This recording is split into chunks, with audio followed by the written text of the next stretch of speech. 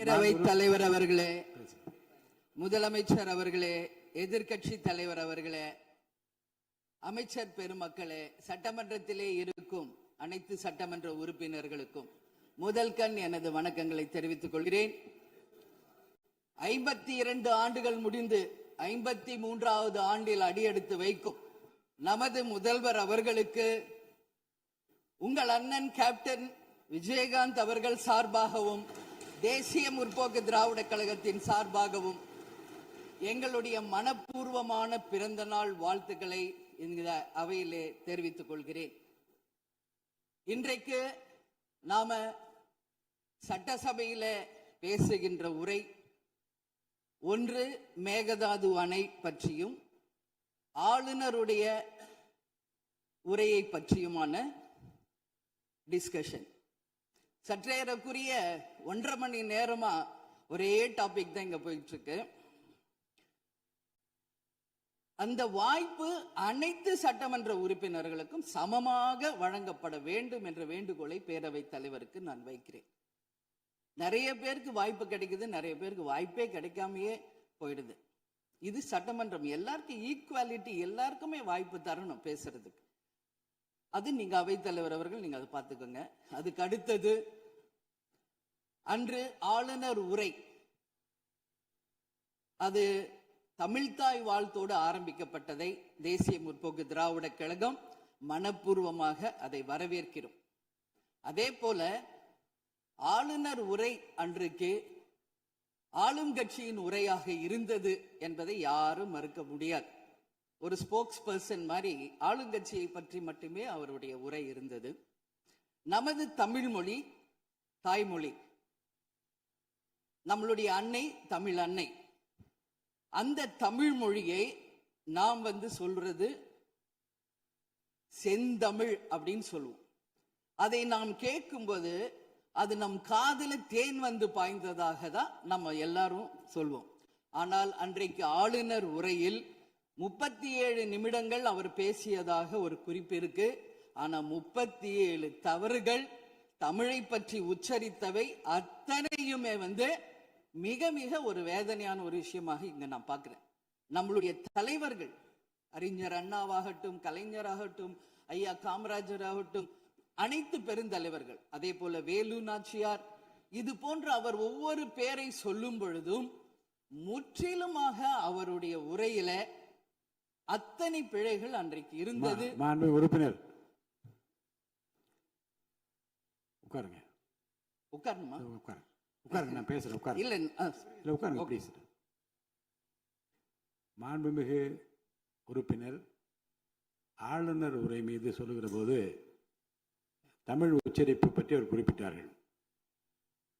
வேறு மாநிலத்தை சேர்ந்த ஒரு ஆளுநர் அரசின் சார்பில் இங்கே தன்னுடைய உரையை அவைக்கு படிக்க வந்தபோது புதிதாக தமிழகத்தில் வந்திருக்கிற வேறு மாநிலத்தை சேர்ந்த நம்முடைய ஆளுநர் முதலில் எல்லா தலைவருடைய பெயரையும் உச்சரிக்க முயன்றதை நாம் முதல்ல பாராட்ட கற்றுக்கொள்ள வேண்டும்.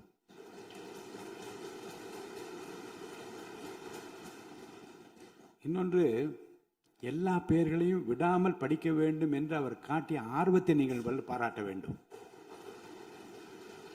இன்னொன்று நான் உங்களுக்கு சொல்லுகிறேன், தமிழை கற்றுக்கொள்ள வேண்டும் என்பதில் நம்முடைய மாண்புமிகு ஆளுநர் அவர்கள் ரொம்ப அக்கறையாக இருக்கின்றார் என்பதை நான் அவரை நேரிலே சென்று ஆளுநர் உரைக்கு உரையாற்ற நீங்கள் வர வேண்டும் என்று அழைப்பு விடுக்க சென்றபோது தமிழ்நாட்டில் இருக்கக்கூடிய வரலாற்று சிலவற்றை நான் படித்துக் கொண்டிருக்கிறேன் ஆங்கிலத்தில்.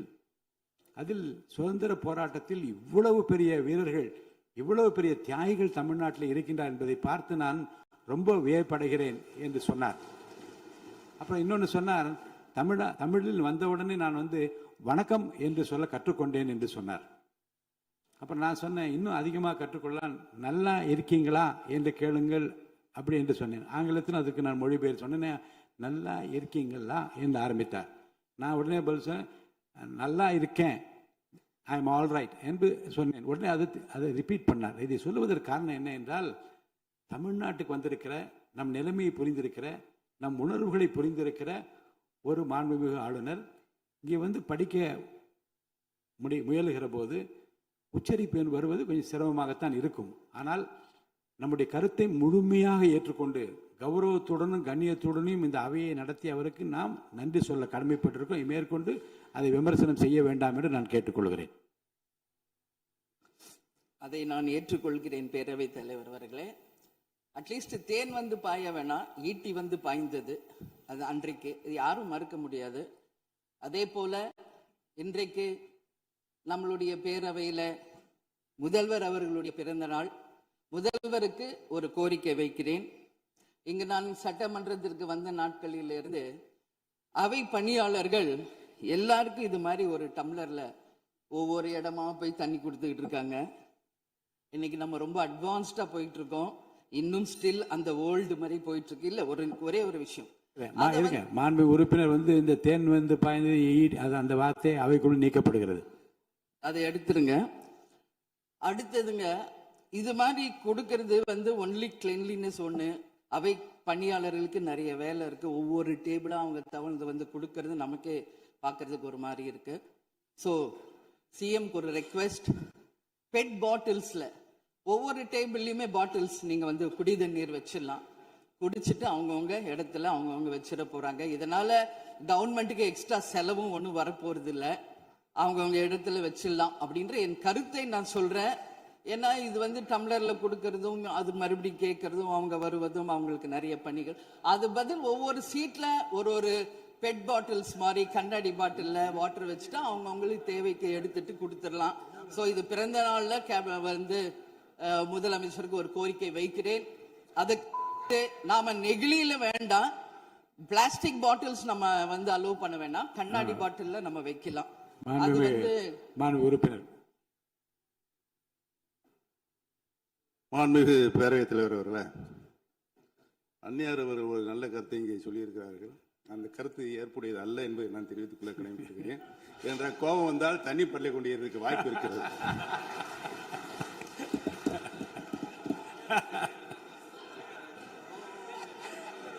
உறுப்பினர் பேசலாம்.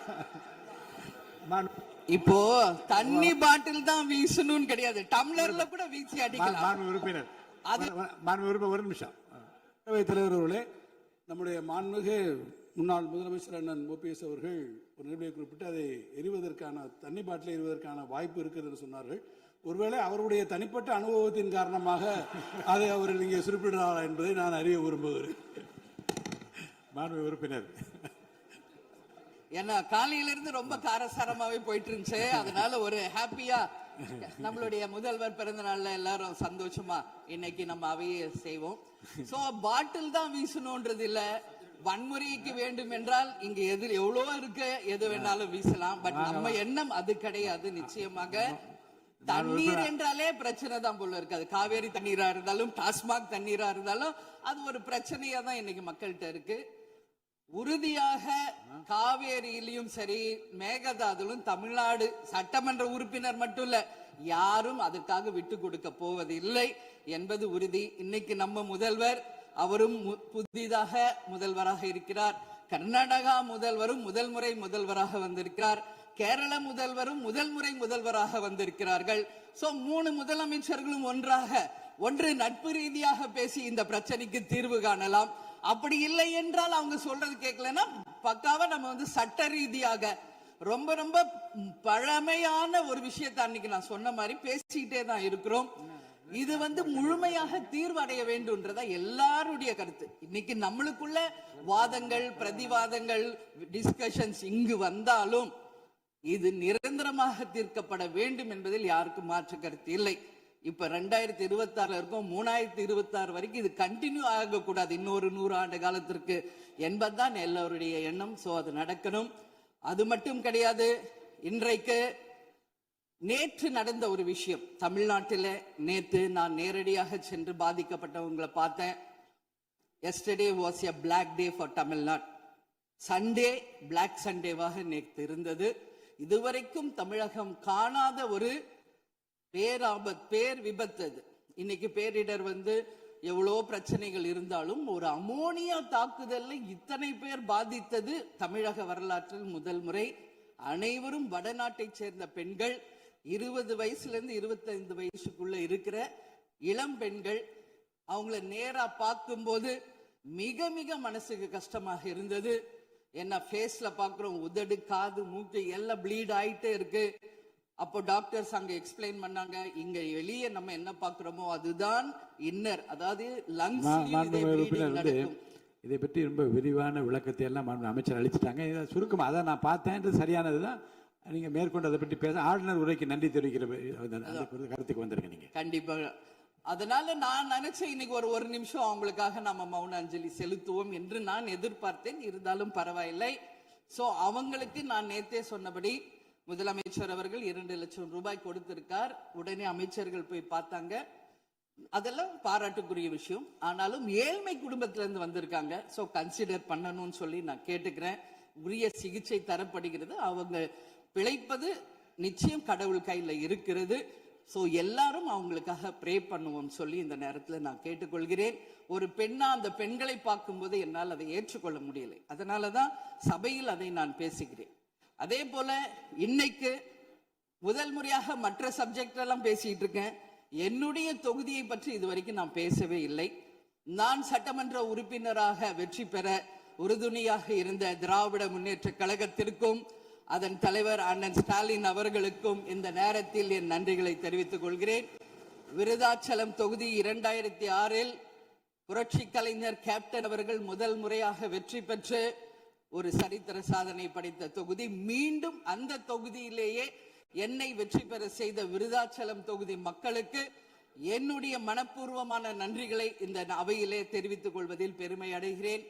அதே போல அந்த விருதாச்சலம் தொகுதி மக்களுக்கு நான் என்னைக்கும் உண்மையாக இருப்பேன், நேர்மையாக இருப்பேன் என்பதையும் இந்த நேரத்தில் தெரிவித்துக் கொள்கிறேன்.